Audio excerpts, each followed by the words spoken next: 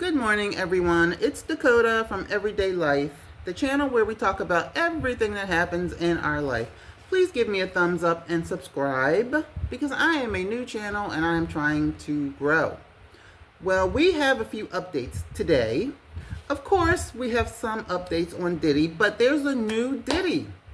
There's a new Diddy who was arrested yesterday. We're going to talk about him, and we're going to talk about how a lawyer, he's going to break down the outline about how somebody gets time for what they have done. And from what he says, Diddy may get 365 years to life, but 365 years is life. I never figured that one out. And we're going to talk about where Diddy might be on the food chain. Okay, so first we're going to start with the new Diddy. Excuse me. The CEO of Abercrombie and Fitch was arrested yesterday. Mike Jeffries was arrested yesterday. Now, he is the former CEO of Abercrombie and Fitch. Look, here he is. Doesn't he kind of look like a cat? But anyway, he was arrested for the same thing as Diddy was arrested for. Trafficking, coercion, setting up freak-offs, paying for freak-offs, paying for people's silence, tricking the young men who came to the freak-offs thinking that they were going to get modeling deals. Sounds familiar? Thinking they were going to get modeling deals, giving them drinks, and from what I understand, when they were being apprehensive, then they would get touched up and est and all that stuff. There's a new Diddy, and his name is Mike Jeffries. Mike Jeffries' net worth is $300 million. Is that not enough? $300 million, okay? Check this out.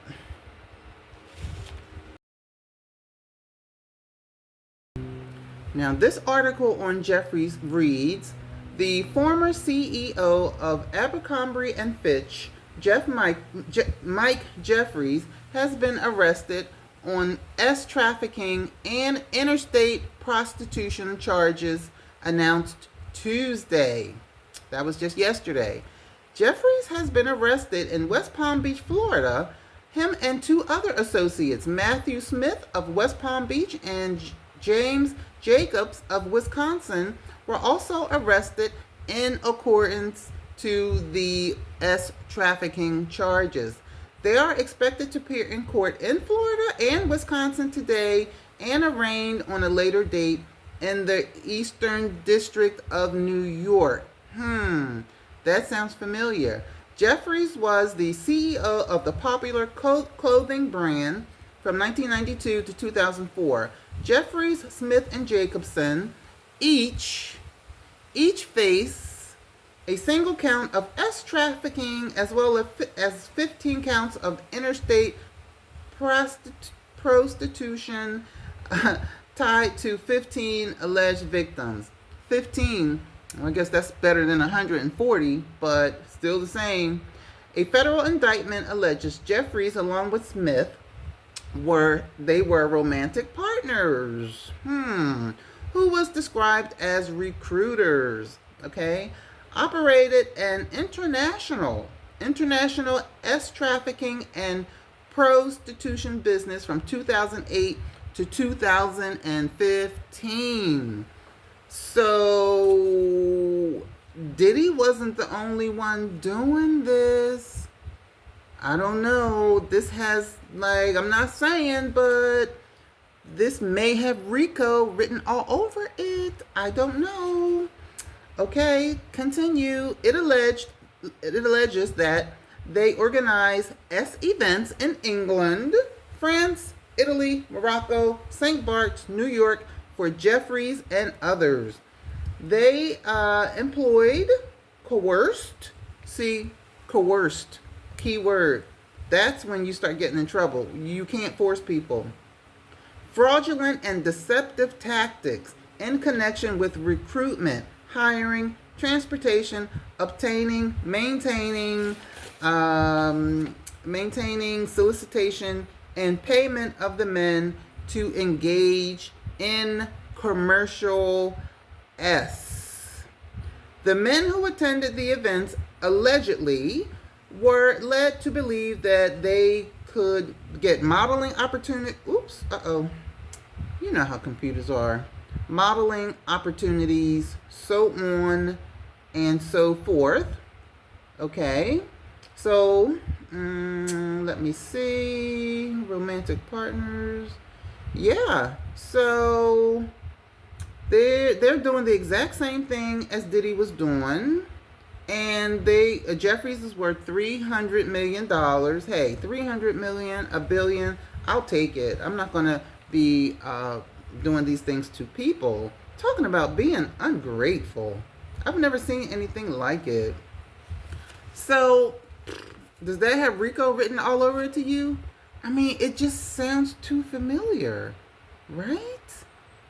I'm scratching my head on this one. Okay. So that's what's happening with Jeffries. So, and also, okay, they made these young people sign NDAs, non-disclosure agreements. But my thing is, how can you be so smart to accumulate millions of dollars for yourself, even $1 billion for yourself, and not know that an NDA, it don't hold up in court if you're doing something illegal? Okay, it's cool if it's a civil suit. But if you're doing something illegal, they are not worth the paper that they're written on. You know, it makes you think. Are these people just born deviants, or does the money make them deviant? I don't know. I'm sorry, but it kind of sounds like a RICO case to me. So stay tuned for that one, okay? His name is Michael Jeffries. Okay, so back on to what Diddy and his kids are up to. Okay, so we're trying to figure out all of us, the culture, we're trying to figure out who is on the top of the food chain. Was it Diddy? Was it Lucian? Like, who was it? Well, we have a lawyer who I'm going to let you listen to. He says that no, Diddy was the top of the food chain. But I personally don't believe that. And the lawyer says that Diddy's looking to 365 years to life. Okay, and it's not just actual talk. It's an outline that's used in court. It's called an outline, and it has a point system. And the point system tells the judge how much time you get. I didn't know that. I thought the judges made that decisions on their own. Okay, now listen to this lawyer break this down. How much time is Diddy looking at? All of it. What makes that interesting is a lot of times when people are looking at that much time, people say, oh, he's just going to buy his way out of it. One, no. They're like, well, he's going to cooperate a way out of it and help against a bigger fish. And he's the biggest fucking fish there is. So he can help against a bunch of people. That's only going to reduce him some levels as you look at this chart. It's not going to take him all the way down to probation. So you might be like, fuck it, might as well go to trial. So this dude right here. Check it. Okay, so now the kids have made a statement. Okay, they made a statement defending their father. Now, personally, I feel like these are grown behind kids, and I don't think that they should be on a computer trying to defend their father, because some of them have issues themselves, right? And if the feds feel like, well, they're succeeding in this savvy PR that they're trying to put out there, you know, the feds may come after them. I believe that the feds is mostly men. You know, women, we're more compassionate. Like, oh, they're his kids. You know, we can't let anything happen to the kids. Get dad back. But, you know, ladies who are listening, men are different than us. They don't have compassion. They don't give a damn. They take Diddy and his grown ass sons down. Okay, so you heard what the lawyer had to say. Okay? I don't know. Personally, I believe that there is a bigger fish. You know, somebody like Lucian Grains. Grange. So the kids put out a statement, okay? And this is what his kids had to say. Okay, the caption wrote that the past months have been devastating for our family. Many have judged both of them. Wait, many have judged both him and us based on accusations, conspiracy theories, and false narratives that have spiraled into absurd social media. We stand united, supporting you every step of the way. We hold on to the truth. No, the truth. Did they not see the video of Cassie? We hold on to the truth, knowing it will prevail. It has prevailed. I don't care if it's 140 victims or if it's just one victim, Cassie. Okay? He did it, and it was wrong. Nothing will break our strength, the strength of our family. We miss you. We love you, Dad. And then they turned off the comments to their post, I guess because they didn't want to get, like a bunch of negative press or whatever. But personally, I think the kids need to sit down, especially the boys in their 20s, because from what I remember, one of them has a case from being on the yacht and harassing one of the girl workers on the yacht. Is that case still going? I don't know, but I think they need to keep it quiet, okay? Some things just can't be smoothed out. And Diddy's things cannot be smoothed out. The audience is not dumb, as K-Dot says. All right. So that is what's going on. Like I said, we have a new Diddy. And Diddy's trying to do PR because his $50 million, his offering to pay for his own security and not have any women in his home did not work. He didn't. Maybe if he would have mentioned, I won't have any men in my home, that might have seemed better. Just kidding. That was a bad joke. Okay. So the savvy PR is not working. Okay. You look like a devil, and I don't know what you can do to change that in people's eyes. All right. So bail would have been the sweet spot for Diddy, but there's no sweet spot for him. Regardless of what people like DJ Envy, who said the stupidest thing I've ever heard, quote unquote, Diddy's got 3 kids, without a mom. But what happened to the mom, right? So we're not going to get into that. But he has 3 kids without a mom. So what? He had 1,000 bottles of baby oil. He's just a freak. Really? Then they had stupid ass, what's that boy's name? Mariah Carey's, the Cannon. They had Nick Cannon on The Breakfast Club. Party. Oh, Diddy's parties. Bring Diddy's party. Like I said in another video, you need to be worrying about them STDs that's going around with those freak-offs, okay? Okay, remember Jonathan Oddie? Well, I don't know if Jonathan Oddie was telling the truth, but when the feds were interviewing him about something else he did, he shot up a building or something else he did. This is in 2018. Oddie kept telling the cops, listen, I was Diddy and Cassie's S-slave, okay?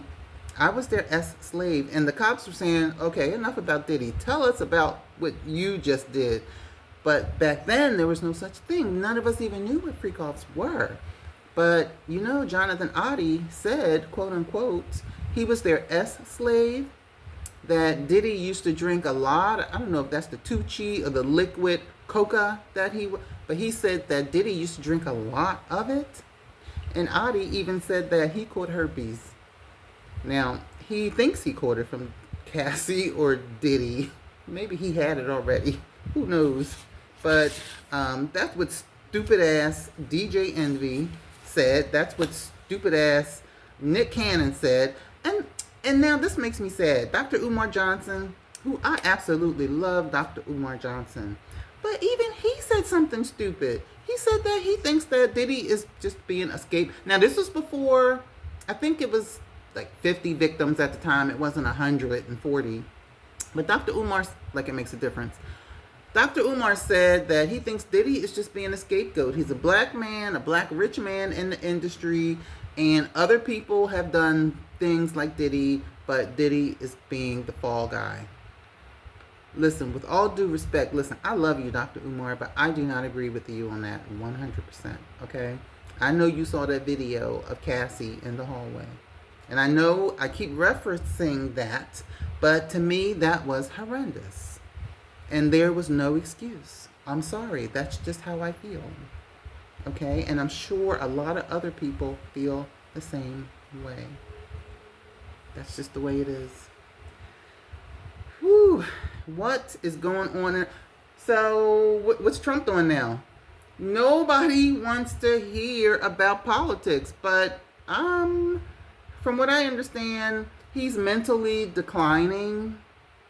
Okay, he's not making sense. He can't remember if he even had any policies. He can't remember, the policies that he believed in. Basically, I don't know if you noticed, but he's losing weight. He's not capable. Donald Trump is not capable of being president. And I know he wants to win so he can keep himself, so he can pardon himself. I don't blame him. I would do the same thing. But I'm sorry. I don't think Donald Trump should be president, but I think he is going to be president. I do. Have you guys seen the commercials where the people get on and say, I'm a 2-time voter of Donald Trump, but now I don't like him anymore, so now I'm going to vote for Madam Vice President Harris? Those liars. They're going to vote for Trump. So we'll see what happens. All right, everyone. Have a great day, and I will keep you guys abreast. Have a wonderful day.